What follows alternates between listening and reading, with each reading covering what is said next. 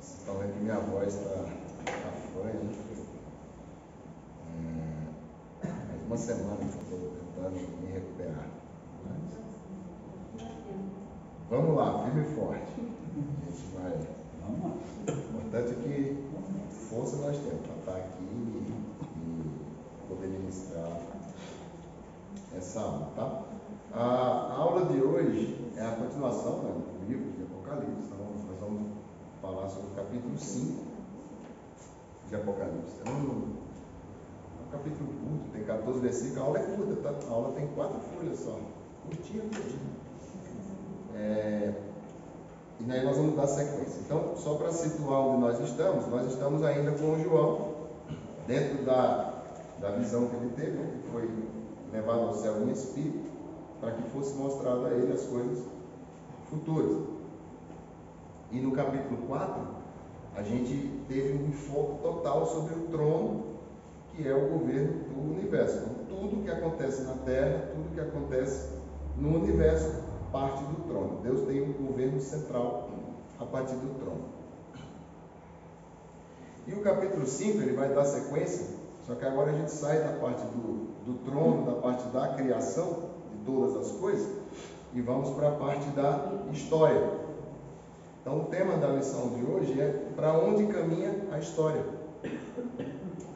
Que história? Bom, qualquer história. Toda história que ela começa com Deus, ela está sob o controle de Deus, ela vai terminar segundo a vontade de Deus.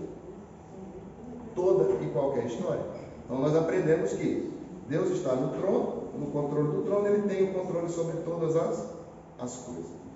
Se ele tem controle sobre todas as coisas, ele também tem o controle sobre a história.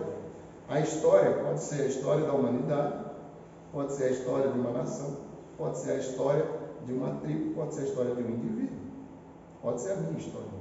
Deus está no controle da minha história. Ninguém no mundo tem poderes para revelar futuro. Nós já falamos isso na última aula. Não tem ninguém, futurologista, nada, que possa revelar futuro. Se não podem revelar futuro, as pessoas não sabem para onde caminha a nossa história. E você não saber para onde caminha a sua história gera um dos grandes males da sociedade atual, que é: para onde eu estou indo? Para onde eu estou caminhando? Aonde eu vou chegar? E o mundo, ele está perdido, sem respostas. Por quê? Porque ele se prende a conceitos que não terminam com a revelação que a gente vai ver aqui no capítulo 5 do Apocalipse. Se eles fossem conhecedores do Evangelho, da Palavra de Deus, se estudassem o livro do Apocalipse, na revelação do capítulo 5, eles saberiam qual é o futuro final, para onde nós estamos caminhando. A igreja de Cristo, nós, igreja de Cristo, temos que ter muito claro qual é o nosso final, para onde nós estamos seguindo. Para isso nos foi dado o livro de revelações. O livro do Apocalipse, ele vem exatamente para mostrar para a igreja que, olha, existe um futuro. A coisa não acaba do nada. Você não morre e simplesmente desaparece, deixa de existir. E que consequência é essa? Então, dentro das duas visões humanistas que nós temos, eu trouxe aqui rapidamente. Peraí, pastor, peraí que eu desliguei o negócio aqui. Agora vai. Olha lá.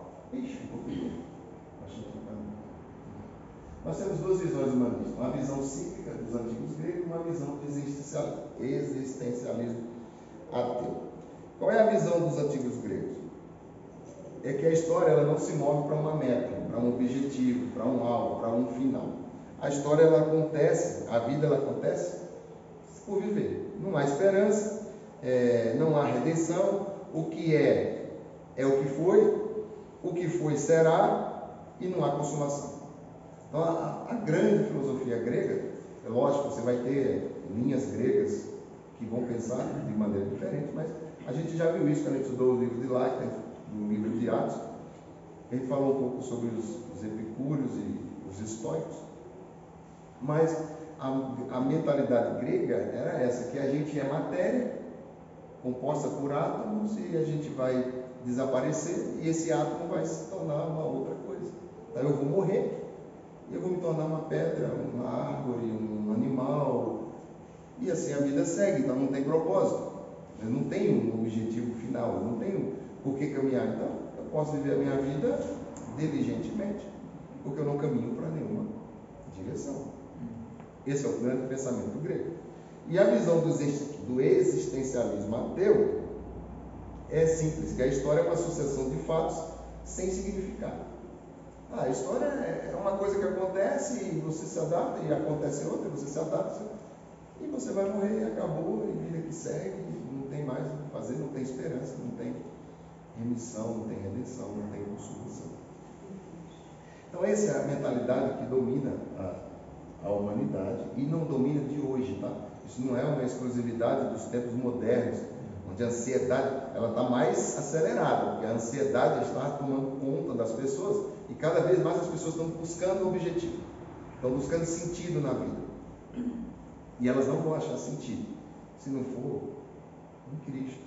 E nós vamos ver como que a revelação ela chega para nós durante o capítulo 5. Então, qual é o sentido da história? Para que nós fomos criados?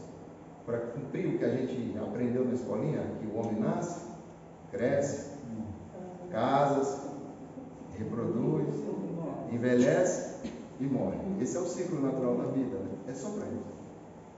É só isso que nós temos. É só isso que compõe a nossa existência. Eu estou no mundo para cumprir esse ciclo, fiz a minha parte, cumpri o meu papel e acabou. Ou Winston Churchill, um dos grandes líderes ingleses, foi o grande líder da Inglaterra na Segunda Guerra contra o Hitler, ele diz que o objetivo da humanidade é crescer em conhecimento e crescer em poder, ficar forte, conhecer para dominar, porém, isso tem um preço, a moral. Você não consegue moralmente ser decente. Porque quanto mais poder, quanto mais conhecimento, mais imoral o ser humano caminha. Essa é a definição de Churchill para a humanidade. É assim que ele enxergava a humanidade. E tem um outro homem, o Thomas More, que ele escreveu um livro muito famoso chamado Utopia. Que ele dizia o seguinte, ele pregava, e isso foi abraçado durante o século XIX, nos anos 1800, cacetado, de que o objetivo do homem era construir um paraíso na Terra. Os povos deveriam se unir, construir um paraíso onde todo mundo ia estar em comunhão. Não é o comunismo pregado por Karl Marx. Não é o comunismo de Karl Marx, mas seria uma sociedade perfeita. Você teria os defeitos, não é a luta do proletariado contra os senhores. Não, era uma... É utópico, uma coisa bem utópica. Por isso que o nome do livro é Utopia. E essa teoria ela cai por terra quando, no início do século XX, você tem duas grandes guerras que devastam toda a humanidade. Então, chegaram à conclusão que não tem como você construir uma sociedade tão co-irmã, tão participativa, Então, o que eu quero dizer com isso? E, diante dessas três teses, tem outras, eu não trouxe todas, eu só peguei essas três.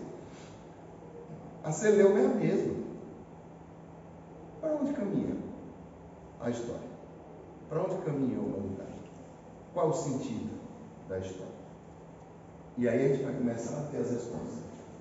Exatamente agora, quando a gente mergulha na nossa aula. Então, o capítulo 5, versículo 1, então, o tema da história, para onde caminha a história, o primeiro tópico é: o Deus que está no trono do universo tem um propósito para a história. A história, ela tem sentido. Ela não é nada sem sentido. A vida do ser humano, ela não está solta, ela não está ao léu. Você não vive ao acaso. Você não está refém dos acontecimentos. Existe um propósito. A gente tem que conectar com o que a gente aprendeu na última aula. Se a gente entendeu que Deus está no controle de todas as coisas, a vida tem sentido. A gente não pode como cristão, achar que a nossa vida não faz sentido, ou não tem sentido, ou para onde eu vou, não sei o que eu faço. Eu estou sendo regido por alguém. Bom, assim como a minha vida tem sentido, o mal que luta contra a minha vida também tem um fim. Ele vai ser extirpado. Então, a gente começa a entender que desde a criação da vida até a sua consumação final, e aí não é só a morte do ser humano, mas a segunda vida de Cristo, julgamento final, tudo está dentro de um plano construído por Deus. E por que a gente sabe disso? Porque quando você começa a ler o capítulo 5, no versículo 1, João diz: e eu vi na destra do que estava sentado no trono um livro escrito por dentro e por fora, selado com 7 selos. Esse livro não é o livro da vida. Este livro é o livro da história.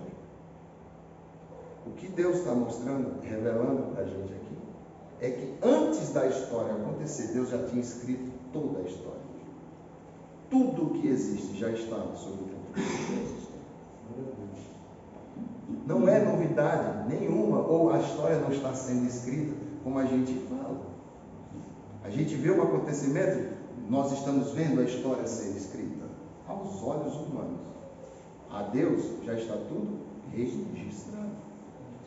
O livro é um pergaminho, não é um livro como a gente tem hoje de brochura.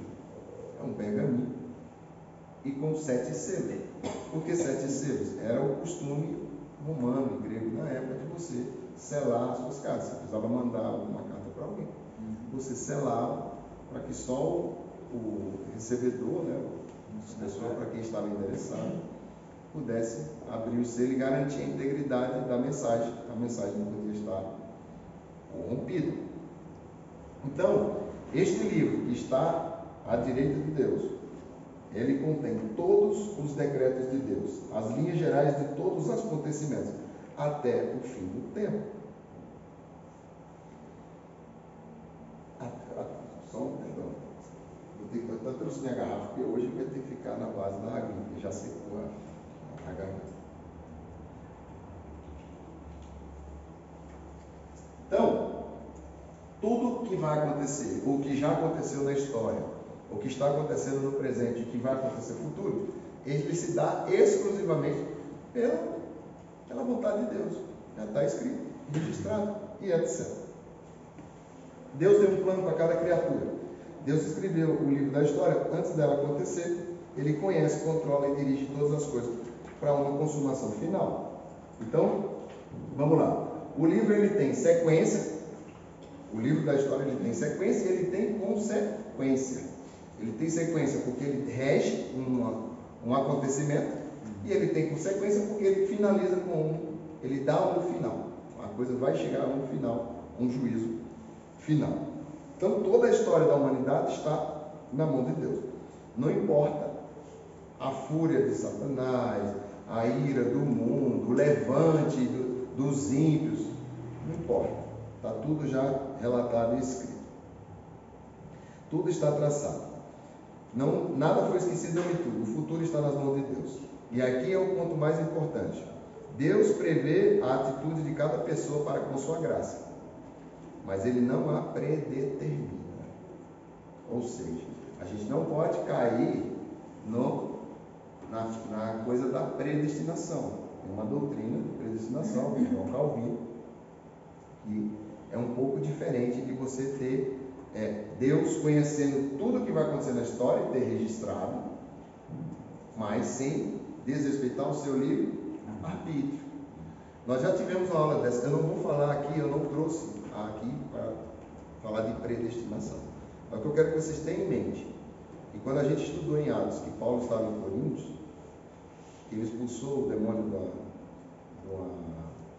da moça que adivinhava, ele foi preso, e aí Deus fala para ele: olha, eu quero que você fale, porque eu tenho nessa cidade ainda muitos eleitos. Ou seja, Deus sabia quem naquela cidade poderia se salvar, mas a decisão era de cada um. Então, olha para você ver, não é tão simples de conhecer, de entender, mas é fácil. Da minha visão, é fácil compreender. Deus sabe todas as coisas, porém, você tem ainda a decisão do que você quer seguir ou não, dentro daquela vontade que... A vontade de Deus é que todos se salvem. A vontade de Deus é que nenhum pecador se perca. Mas a opção é de cada um. Ele ama. Ele está à porta e bate. Eu acho que, assim, não sei se a gente pode assim, simplificar, acho que é a mesma atitude de um pai para com o filho. Você dá todas as diretrizes para ele, ensina o caminho e tal, mas a decisão final do rumo que ele vai tomar na vida é ele, não sou eu que vou determinar. Né? O filho. E você tem que respeitar a decisão dele. Porque ele é um indivíduo. Ele não é um escravo, ele não é algo que você tem poder total sobre as ações dele, sim. Ele é um indivíduo. Então, fica isso bem claro, tá? Deus prevê a atitude de cada pessoa com a sua graça, mas ele não a predetermina. Você tem ainda o livre-arbítrio, tá? Está lá em João, até o exemplo que eu trouxe aqui está em João, capítulo 13, versículo 11, que é quando ele fala para Judas, né? Ele está na ceia, na mesa, com os seus discípulos, ele fala, ó, um de vós vai me trair. Mas ele não impediu que o Judas o traísse. A escolha foi de Judas. Amém? Bom, então, Deus está no trono e tem um propósito para o universo. Só que aí, tem um problema. O livro tem 7 selos. O rolo selado indica que o plano ainda não foi revelado e não cumprido por Deus. Se o livro está selado, significa que aquele conteúdo ainda está oculto, omitido, ninguém o conhece. E se ele é um plano para a história da humanidade, ela ainda não foi cumprida, porque a gente não conhece o que está dentro do conteúdo. E aí, surge um anjo, uma voz muito alta, né? E diz: quem é digno de abrir o livro e romper os 7 selos? Porque alguém precisava abrir o livro. A gente só ia conhecer as revelações do que estão no livro se alguém o abrir. Deus escreveu o futuro, o que vai acontecer, os acontecimentos futuros, mas eu precisava abrir o livro. Então precisava achar alguém que abrisse o livro. O termo 7, irmãos, nós vamos ouvir muito hoje.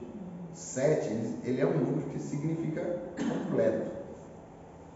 Só isso, então, completo. Então, quando o livro ele tem 7 selos, significa que é um livro completo.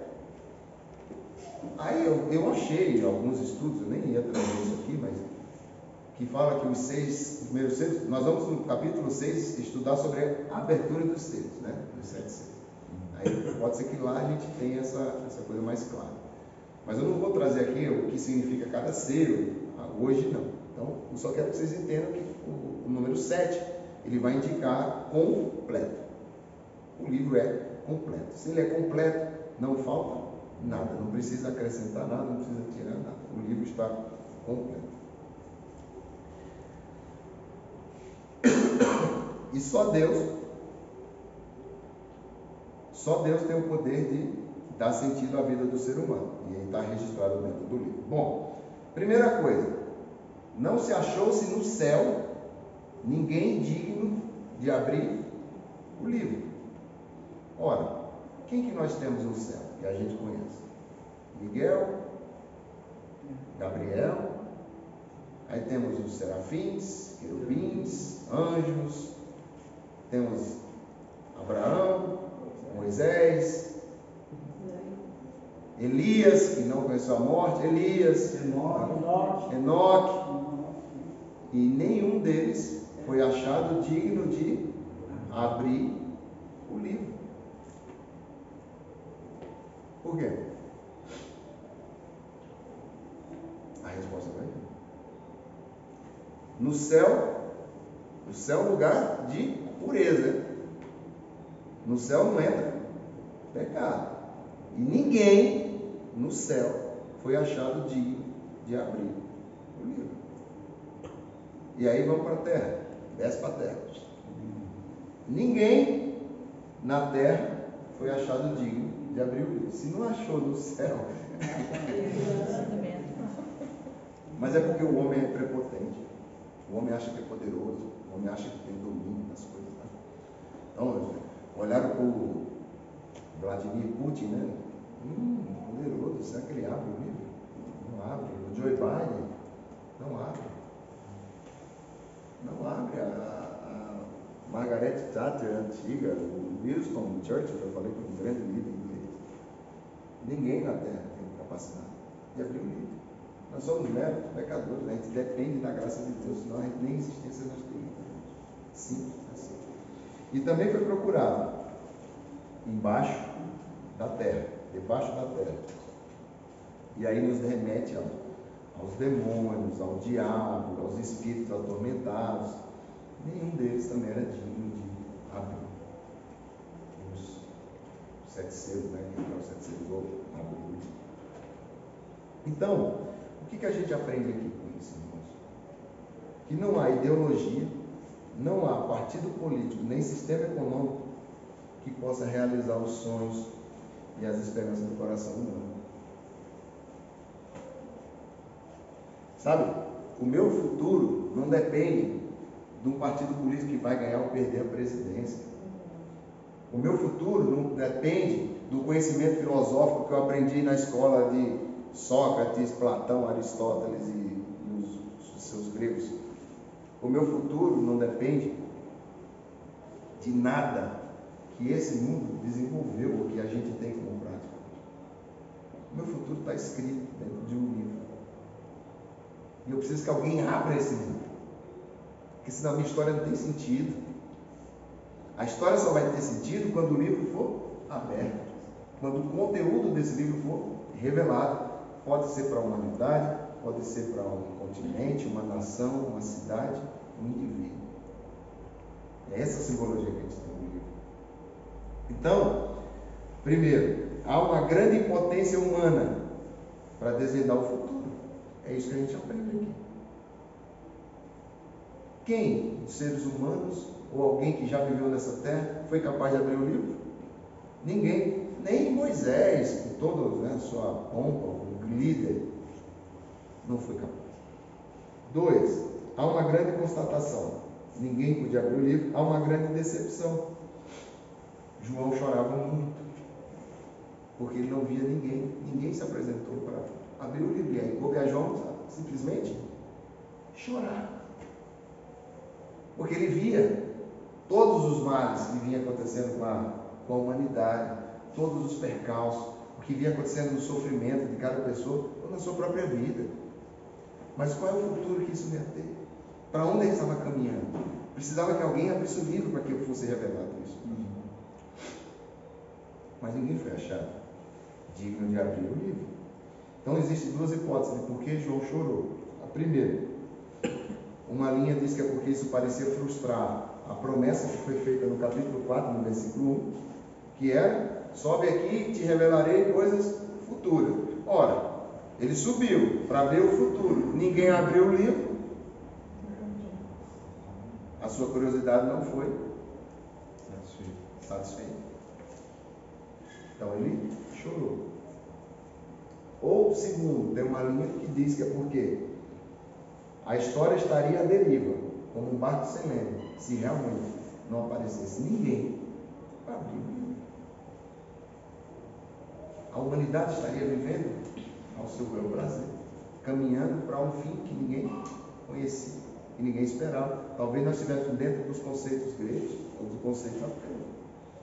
Não teríamos sentido, as coisas não teriam sentido.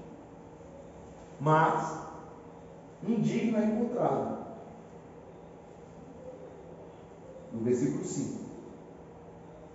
E um dos anciões me disse: não chores, eis que o leão da tribo de Judá, a raiz de Davi, prevaleceu para abrir o livro e romper os seus 7 selos. A mensagem aqui é bem clara, irmão. Está difícil? Está sem esperança? Está sem perspectiva futura? A mensagem vem do alto. Não chore. Há consolo. Não vamos chorar. Por que se preocupar com o que vai acontecer? Tem um que é digno de abrir o livro. O nosso futuro, ele tem segurança. A história vai ser revelada, nós sabemos o que vai acontecer, o que nos aguarda. Não é uma incógnita, nós não estamos caminhando às cegas. Nós não estamos no caminho sem direção. Às vezes, a gente aumenta, potencializa a dificuldade, porque o nosso conhecimento é ínfimo. E por não termos conhecimento maior, ou não sabermos, não ter as coisas reveladas, a gente sofre, padece, sabe, se desespera, fica ansioso ou depressivo, porque a gente não se agarra no que já nos foi revelado. Não é as dificuldades dessa vida, é o que nos aguarda no futuro. E o nosso futuro já está escrito.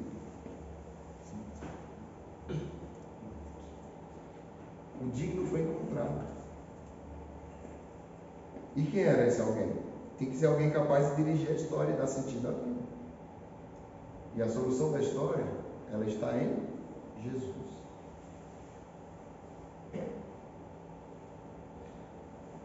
Quando Jesus se apresenta como digno de abrir o livro, quebrar os selos e abrir o livro, o movimento que ele está fazendo é o seguinte, nós estamos tirando o curso da história da mão do Criador, Deus é o Criador, e passando para a mão do Redentor. Então agora a história da humanidade passa a ser regida por Cristo. Mas por quê? Porque ele já cumpriu o sacrifício de redenção. E aí a gente começa a ver o significado do sacrifício que Jesus cumpriu na cruz do Calvário. Tá? Ele teve que morrer e vencer a morte para que ele fosse digno de abrir o livro. Quando a gente vai para a figura do leão de Judá, o leão da tribo de Judá, é porque quando Jacó, isso está lá em Gênesis, no capítulo 49, quando Jacó vai dar a bênção aos seus filhos, quando ele abençoa Judá, ele fala que Judá é leão, o leãozinho, algumas bíblias vão dizer que Judá é leãozinho, e que o cetro nunca se apartaria da sua casa. Ou seja, Judá ganhou a primazia de reinar sobre todos os seus irmãos. Então, o símbolo da tribo de Judá é um leão forte, conquistador, dominador. Então, Jesus, leão da tribo de Judá, o leão de Judá, ele remete a essa autoridade, essa figura autoritária. Então, ele tinha a autoridade de abrir os 7 selos. E Jesus, raiz de Davi, aí nós vamos para Isaías, capítulo 11, versículo 1 e versículo 10. Isaías faz menção ao tronco de Jessé, e que Davi era um rebento do tronco de Jessé, e Jesus iria ser a descendência de Davi. Logo, Jesus seria a raiz de Davi. A raiz de Davi.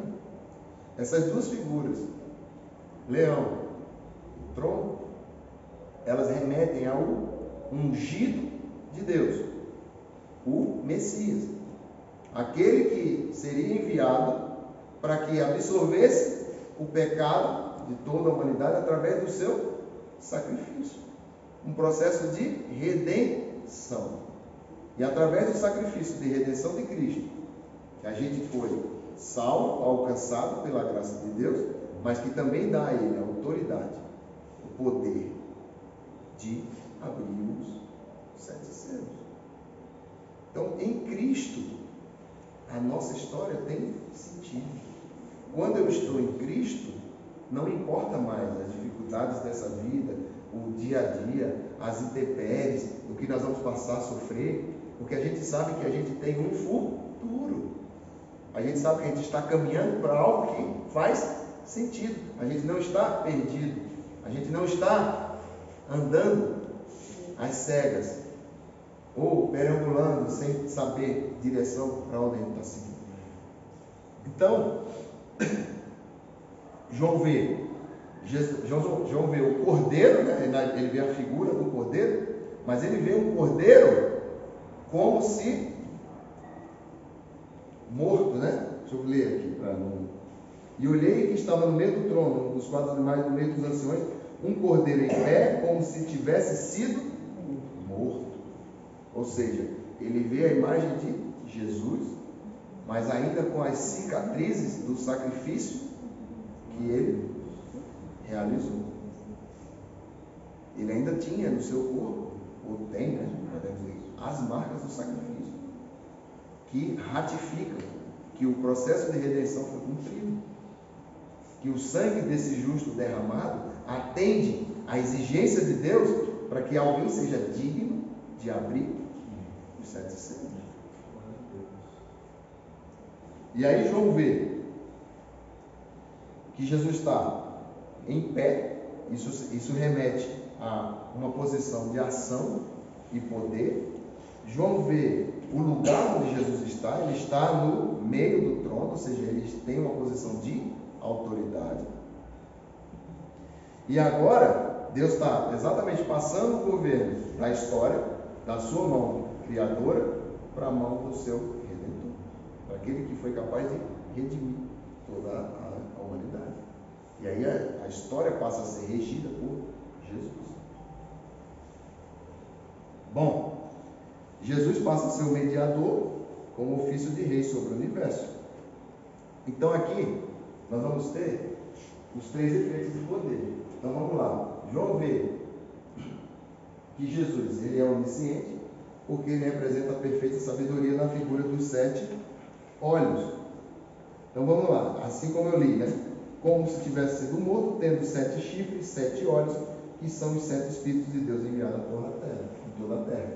Então quando a gente fala de 7 olhos, nós estamos falando de visão completa. Ele é onisciente, ele vê todas as coisas, ele escrutina todos os corações, ele vê tudo o desejo dos homens, ele vê a realidade que está contida dentro de nós, e não aquilo só que a gente externa. Então quando ele fala uma figura de 7 olhos, porque ele tudo vê, ele é onisciente. Quando ele fala da figura dos 7 chifres, os 7 chifres significa perfeito poder, força.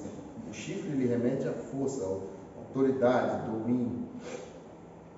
Então você tem aí, como são 7, o poder completo, a onipotência. Então ele passa a ser um ser onipotente. E por último, os 7 espíritos, que no caso aí é o Espírito Santo, mas o Espírito Santo completo. 7 espíritos do Espírito completo, que foi enviado a todos os lugares do mundo, o Consolador. Então ele tem aí a figura onipresente. Então, veja bem, quando você faz um estudo de Deus, isso são atributos exclusivos de Deus. A ninguém mais é dado esses atributos. Mas, quando Jesus se apresenta digno de abrir o livro, e ele passa a ter o controle da história da humanidade, ele passa a receber os atributos. Deus compartilha com ele os seus atributos, para que ele possa reger todos os acontecimentos. Então a história hoje ela está regida por Jesus. Deus está no trono, mas entregou o controle da história a Jesus. Difícil de entender? Ou está conseguindo seguir uma linha? Não é fácil não, né? Mas ei, pastor, parou de funcionar aqui para você saber. Então, vamos lá. Então, tudo isso está com Jesus. Quais são as implicações de Jesus estar com o livro nas mãos de Deus? Aí, irmãos, ele transfere a responsabilidade para nós, tá? Aí nós vamos do versículo, aí ele diz o seguinte, ó, que a primeira implicação é que leva-nos a orar confiadamente acerca do destino das pessoas. Está lá no capítulo 5, no versículo 8. E havendo tomado o livro, os 4 animais dos 24 anciões prostraram-se diante do Cordeiro, tendo cada um deles harpa e vasos de ouro cheios de incenso, que são as orações dos santos. Qual é a primeira coisa que implica em Jesus ter assumido o controle da história? É que nos leva a orar confiadamente acerca do destino das pessoas, porque agora ele tem o controle da história. É nossa responsabilidade orar pelos demais. É nossa responsabilidade alimentar o céu com as nossas orações, porque elas vão se tornar incensos. Então a gente passa a ter uma responsabilidade de orar, porque agora a gente foi nos revelado que o Cordeiro de Deus, digno de abrir os selos, diante de todo esse cerimonial, incensos foram colocados diante dele, em forma de adoração. E os incensos eram a oração dos santos. Se a igreja não ora, a gente não tem incenso para oferecer. E ele é digno de receber toda a honra, glória, poder, adoração, louvor. Então é uma responsabilidade. A segunda implicação é que isso deve nos levar a uma evangelização fervorosa. Olha para você ver, o que diz no versículo 9?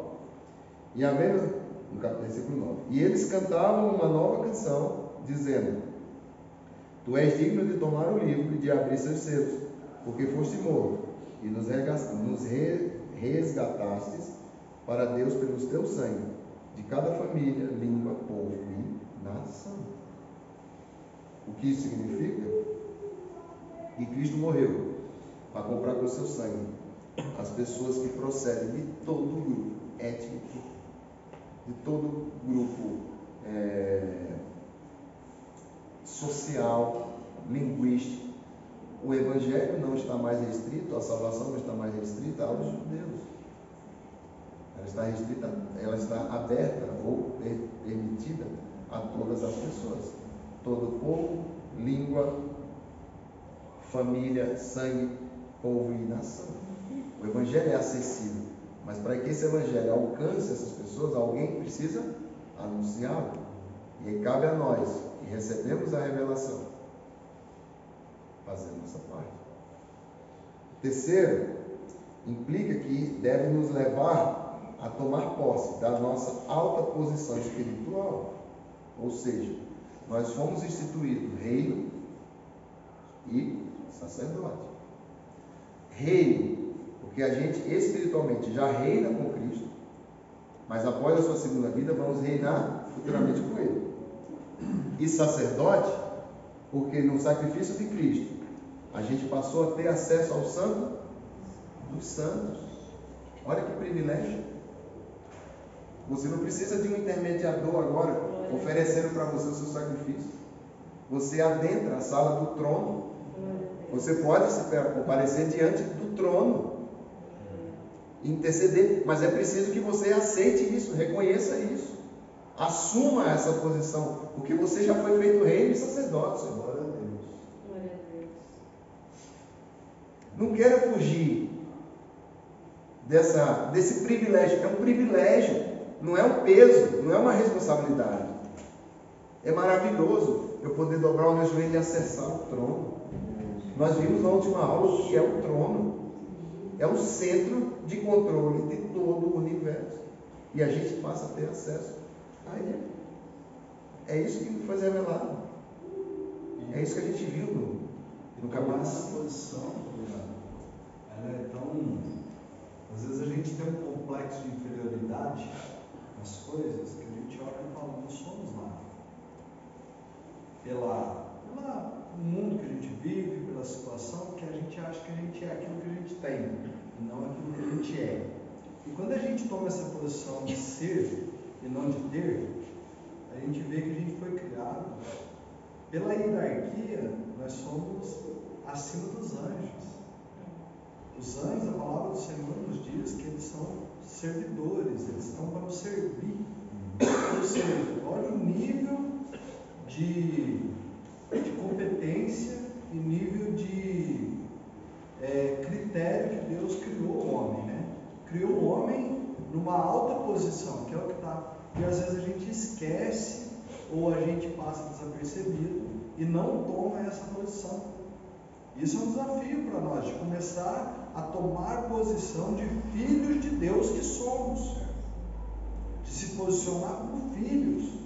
É uma alta posição, muito boa essa colocação de alta posição, que é mesmo. Que é o que nós exercemos. Nós temos acesso direto ao Pai através de Jesus Cristo. É isso que nos foi dado. Faça uso desse privilégio.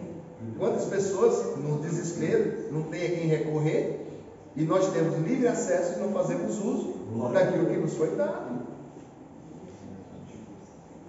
Nós precisamos ser mais práticos com aquilo que já nos foi revelado, com aquilo que nos foi entregue.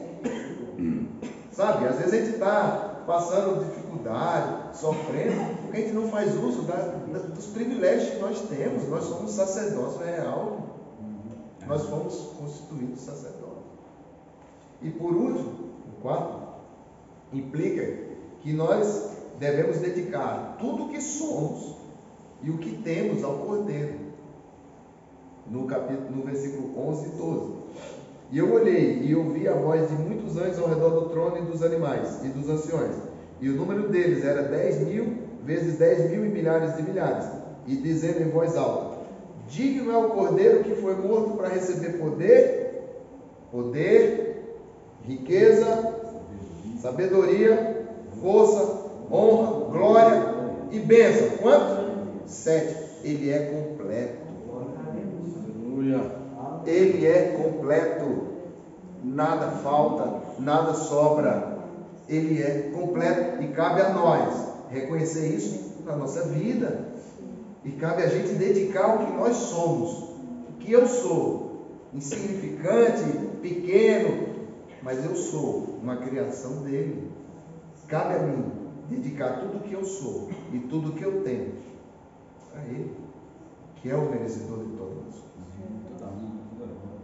Porque ele foi digno. Se ele não fosse digno de abrir o livro, quebrar os selos, a minha vida não teria sentido. A minha história não estaria revelada. Eu não teria acesso ao que me aguarda no futuro. Essa é a mensagem do capítulo 5. E por último, para a gente finalizar o slide. Para onde foi minha história? O digno procurado e encontrado, agora é adorado. Então nós vemos aqui 5 cânticos que foram realizados por todo aquele público que estava presente. A gente não faz nem ideia de quantas pessoas estavam presentes, que era 10 mil de milhares, vezes 10 mil de milhares, de milhares, de milhares, de milhões e tal.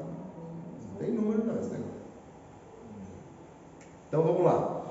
O Cordeiro é adorado por quem ele é. Leão de Judá, raiz de Davi e Cordeiro que foi morto. São essas 3 as coisas que nos dão a autoridade de Cristo.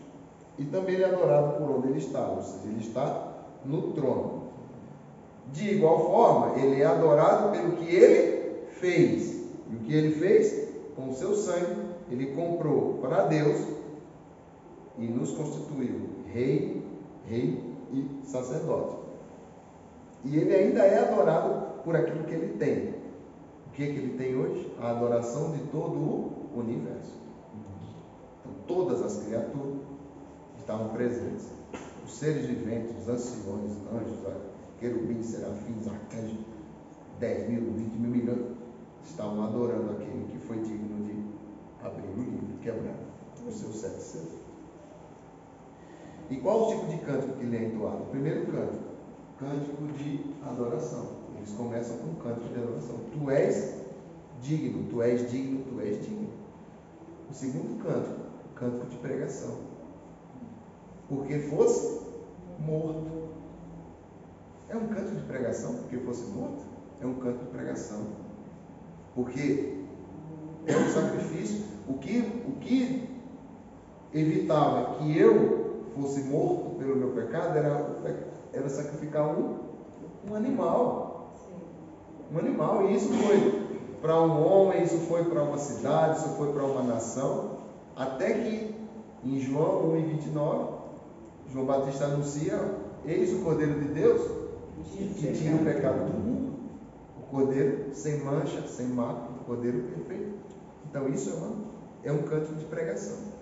Ele foi morto com um propósito: dar a mim acesso ao Pai, redimir os meus pecados, eu poder ter acesso de novo, uma religação, uma religião com Deus.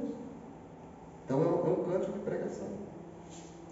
E ele tem um cântico missionário, é o terceiro, porque ele compraste para Deus os que procedem de toda tribo, língua, povo e nação.